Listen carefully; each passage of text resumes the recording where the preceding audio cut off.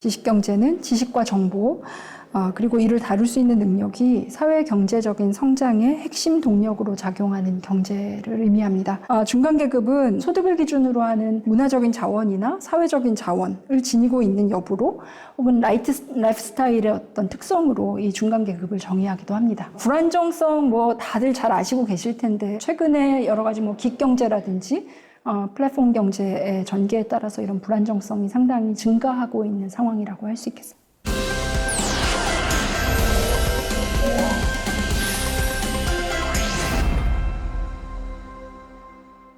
네, 안녕하세요. 저는 서울대학교 사회학과에서 일하는 권현지라고 합니다. 일과 고용관계의 변화, 그리고 불평등에 대해서 연구하고 또 가르치고 있습니다.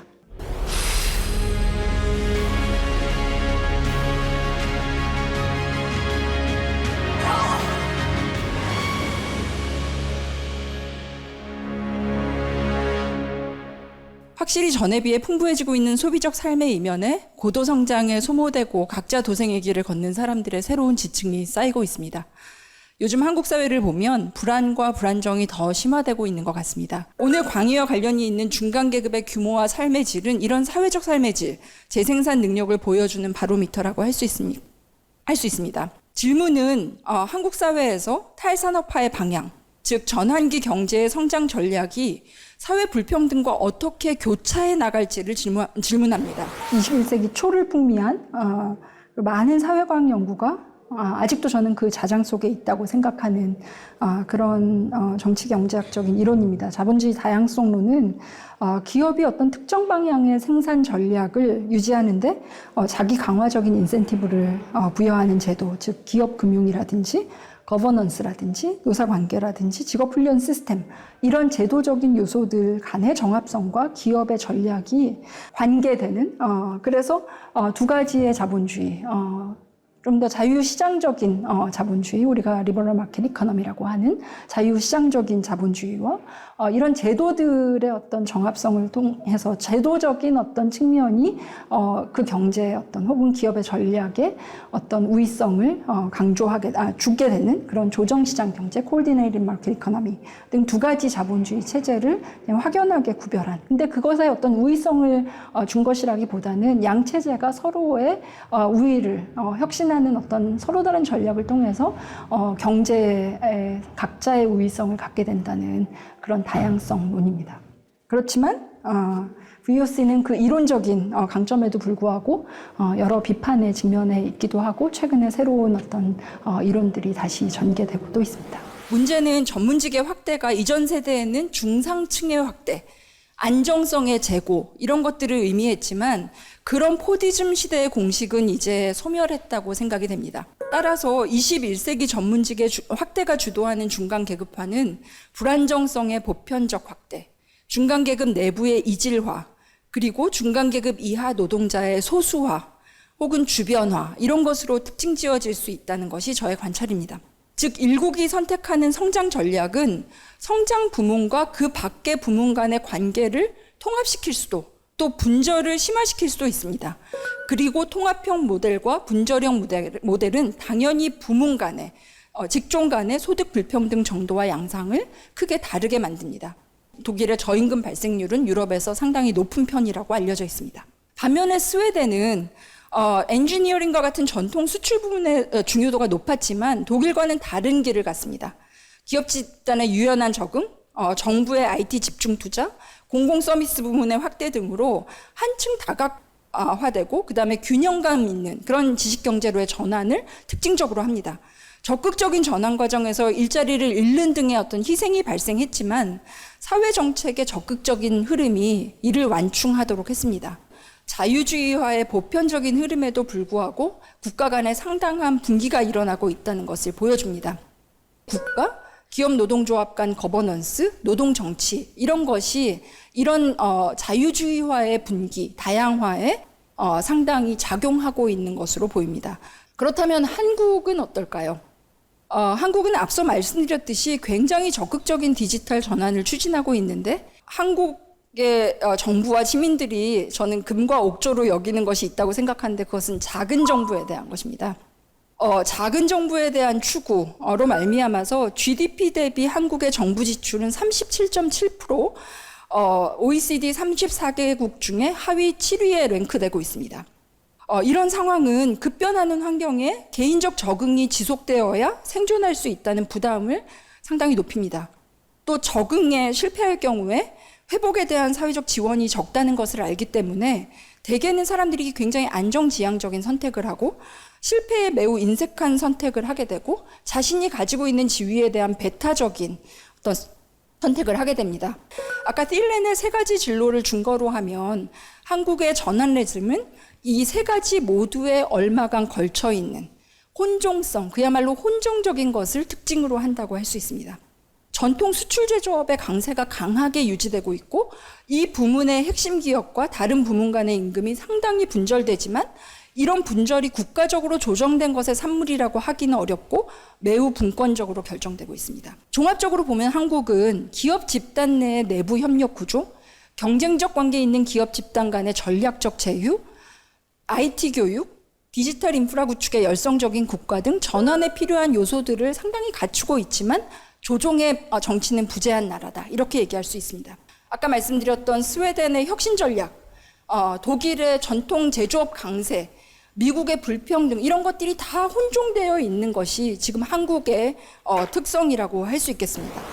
네, 지식경제로의 전환은 필연적으로 선진 자본주의 경제의 노동력 구성, 나아가서 계급 구성의 변화를 함의합니다. 아까 제가 말씀드렸듯이 지식, 정보 이런 것들이 이제 중요하다고 말씀드렸고 지식경제 또 중요한 측면으로 문화라든지 돌봄이라든지 이런 측면의 전문성들이 굉장히 각각의 세부화된 전문성들이 굉장히 강조되는 이제 경제라고 할 수 있어서 다른 때보다도 휴먼 캐피탈, 다시 말하면 인적 자본, 그 다음에 이 사람들이 이런 경제를 서로 공유하고 쉐어하고 뭔가 혁신을 만들어 나갈 수 있는 어떤 사회적인 역량들, 그 다음에 위험에 닥쳤을 때 이것을 극복하게 되는 혹은 뭔가 새로운 어떤 변화가 일어났을 때 이것을 계속 이제 적응하면서 헤쳐나가게 되는 이런 개인적인 역량들이 굉장히 중요하게 됩니다. 이런 역량을 가진 사람들과 이런 역량에서 상대적으로 열의에 있는 사람들 간의 계층적인 차이가 훨씬 더 강화될 수 있는 예전에 비해서 그런 경제라고 할 수 있습니다. 게다가 예전에는 집단적인 것, 예를 들면 노동조합에 조직되어 있다든지 아니면은 대기업 공장에 조직되어 있다든지 이런 어떤 집단성이라는 것들이 중요한 것이 이제 포디스트 경제의 특성이었다면 굉장히 개별화라는 것들이 강조가 되면서 개인이 어떤 자산을 가지고 있느냐가 그전에 비해서 훨씬 더 강조되는 그 다음에 아까 제가 말씀드렸듯이 사회 정책적으로도 시장적인 어떤 자유화가 훨씬 더 강화되면서 개인적인 어떤 아까 말씀드렸던 그런 자산의 차이가 상당히 이 영향을 미치게 되는 불평등에 영향을 미치게 되는 이런 양상의 변화를 우리 생각해 볼 수 있겠습니다. 한국의 경우에 2010년 이전에 그러한 88만 원 세대 같은 분석이 갖는 혹은 1%대 99% 미국에서 그런 양극화 분석이 갖는 파괴력 그리고 사회적인 인사이트가 있었던 것은 사실이지만 아까 제가 말씀드렸던 자유주의와의 다양성의 관점에서 볼 때 양극화 사회로의 수렴에 대한 반증이 존재할 뿐만 아니라 중간계급 소멸이 실증되지 않은 문제라는 그런 문제가 있습니다. 한국에서는 계급 위치와 소득, 인식, 정체성 간에 상당한 분리가 일어나고 있는 것 같습니다. 이를 측정하기에 소득 변수보다는 계급의 질적, 관계적 특성을 반영하는 변수로 직업이 저는 더 적당하다고 보고 한국의 직업 구성 변화와 함의를 살펴보면서 이 중간계급 논의를 조금 더 해보겠습니다. 여기 흥미로운 그래프 하나가 있어서 살짝 가져왔는데요. 미국에서 2018년 일자리의 60%는 1940년 이래 새로 만들어진 것이다는 것입니다. 전문직의 증가가 가장 현저한 것으로 보입니다. 해당 기간에 급격한 기술 변화가 계속되어 왔다는 것을 고려하면 최근의 중간계급 소멸론을 제고하게 합니다. 신경제산업 부문의 특징이라고 할 수도 있겠지만 제가 생각하기에 이제 신경제산업화 내지는 이제 아까 말씀드렸던 지식산업화가 전개가 되면서 거기에 적응을 잘할 수 있는 사람들과 잘할 수 없는 사람들로 지금 나뉘고 있다는 게 굉장히 중요한 것 같고요.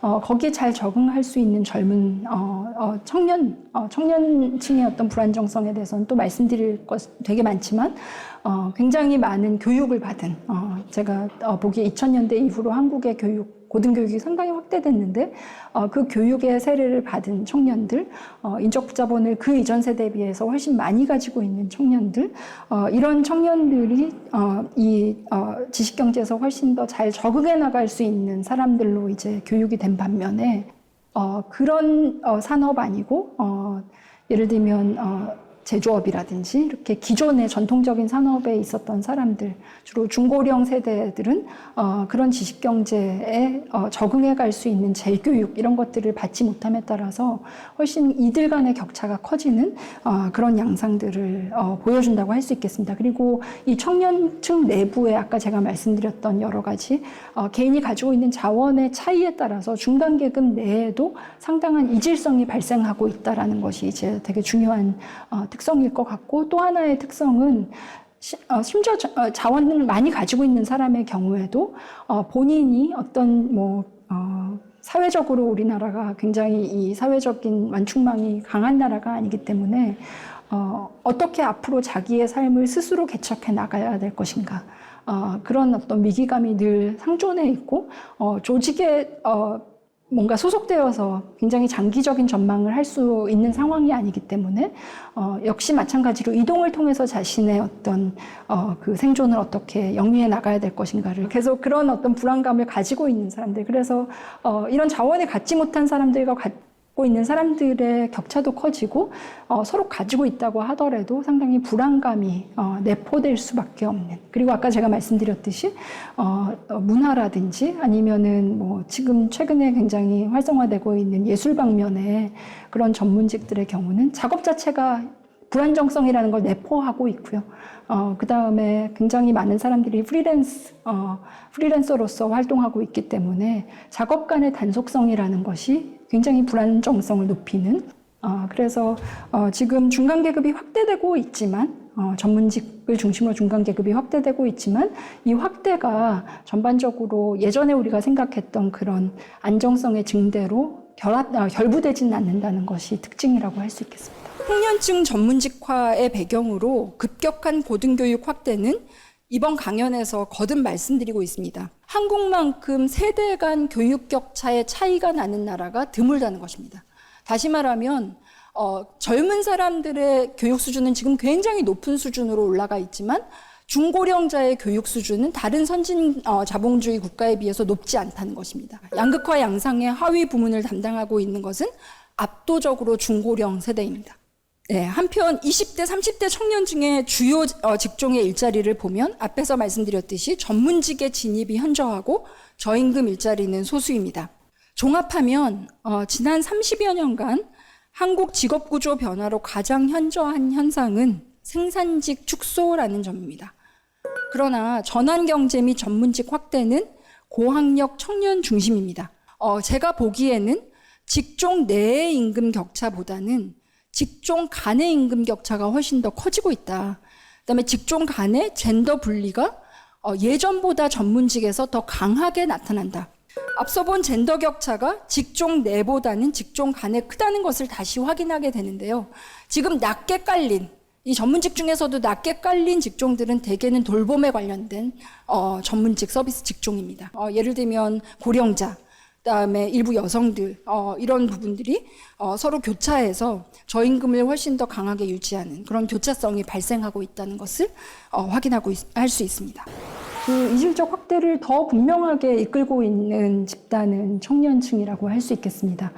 네, 앞에서 언급한 소비사회로의 전환과 그다음에 고등교육의 대중화 시대에 본격적으로 진입한 세대이기 때문입니다. 이에 따라서 지난 10년 혹은 20년 동안의 직업구조 변화, 세대별 직업구조, 일자리 질 이런 것들을 봤을 때 이들 내부에서의 어떤 중간 층이지만 이질성이 상당히 심화되고 있는 양상이다, 이렇게 볼 수 있고, 한 가지 덧붙여서 그냥 단순히 소득이라든지 이런 이질성뿐만 아니라 소득과 이 사람들이 가지고 있는 중간계급의 정체성, 소득으로서는 사실은 중간계급에 진입하지 못하고 있다고 하더라도 사회적인 자원이나 문화적인 자원들을 상당히 많이 가지고 있어서 중간계급의 인식, 중간계급의 정체성을 가지고 있는 사람들이 상당히 늘어나고 있고, 소비적인 측면에서 중간계급의 라이프 스타일을 유지하고 싶은 사람들이 상당히 많이 생겨나고, 다른 요소들 간의 어떤 불일치성이 굉장히 강하다 이렇게 얘기할 수 있고, 또 한편으로는 심리적인 측면에 있어서도 이런 자원들을 얼마나 가지고 있느냐에 따라서 중간계급 청년들 내부에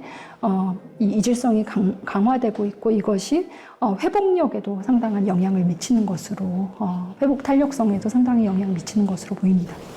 소득과 직업으로 확인한 청년 전문직 내의 이질성은 사회적 문화적인 요소와도 결부되어 있다는 것을 아까 말씀을 드렸는데, 이렇게 보면 저희가 한 4개 집단으로 분류를 했습니다만, 자원 보유에 대한 인식이, 본인이 어떤 자원을 가지고 있다는 인식이 이들 청년 집단 내에서도 확연하게 달라진다는 것을 살펴볼 수가 있습니다. 이런 내부의 계층화가 중요한 것은 회복 탄력성에도 영향을 미치고 있다는 것입니다. 즉, 난관이나 스트레스, 그 다음에 실패, 문제 발생, 이런 것들로부터 극복할 수 있는 힘이 있다고 믿는 정도가 이 청년 집단에 따라서 굉장히 차이가 있음을 볼 수 있습니다. 학력 간의 격차라는 것도 한국에서 굉장히 심화되고, 여전히 있었지만 심화되고 있는 그런 양상을 보여준다고 할 수 있습니다. 한국에서 지속 가능한 성장을 지탱할 사회적인 약속이 있냐? 저는 아직은 없다고 생각하고요. 그런 것들이 한국의 불안에 상당히 영향을 미치고 있다고 생각합니다. 그렇다면 앞으로 이런 사회적인 약속, 불안의 축소가 가능할까? 만약에 가능하다고 한다면 그러한 실험을 가능하게 할 조건은 무엇인가? 이런 것들에 대해서 우리가 정말 진지하게 질문해야 될 때가 왔다고 생각합니다. 오늘 강연은 이것으로 마치겠습니다. 감사합니다. 사회학에 관심을, 혹은 사회과학에 관심을 가지고 있는 젊은 분들께 정말 응원을 드리고 싶습니다. 이게 사실 쉽지 않은 상황이고, 제가 오늘 강조했듯이 부문 간의 격차가 상당히 크고, 전공 부문 간, 직업 부문 간의 격차가 크고, 자원도 사실은 상당히 균형 없이 이렇게 배분되고 있는 상황입니다. 이 와중에 이제 인문사회의 계통에 공부를 한다는 것이 사실 쉽지 않은데요. 그럼에도 불구하고 지금 어느 때보다도 사회적인 어떤 갈등의 양상, 불안, 불안정, 이런 요소들이 강한 때이고, 정말 대전환의 시대를 우리가 이제 목도하고 있다고 할 수 있겠습니다. 여기에 사실은 상당한 통찰력이 필요하고, 사회를 정말 창의적으로 다시 재구성할 수 있는 힘이 필요한데, 그럴 때 이 사회과학을 정말 진지하게 공부하고 있는 사람들의 집단 지성, 집단적인 지식의 힘이 다른 어떤 지식에 비해서도 굉장히 요구되는 때라고 생각이 됩니다. 제가 오늘 다른 나라들의 어떤 창의적인 접근들, 이 위기를 헤쳐나가는 서로 다른 접근들에 대해서 말씀을 드렸는데, 제가 그걸 말씀드린 것은 어디를 따라하자 이런 의미가 아니라, 한국 사회에서도 나름의 지금 이런 경제의 수준을 가지고, 이런 학력 수준을 가지고 나름의 어떤 실험을 해볼 수 있는 그런 역량이 필요하고, 이런 것이 사실은 지금 젊은 사회과학을 공부하는 사람들로부터 나오기를 정말 고대하고 희망합니다. 감사합니다.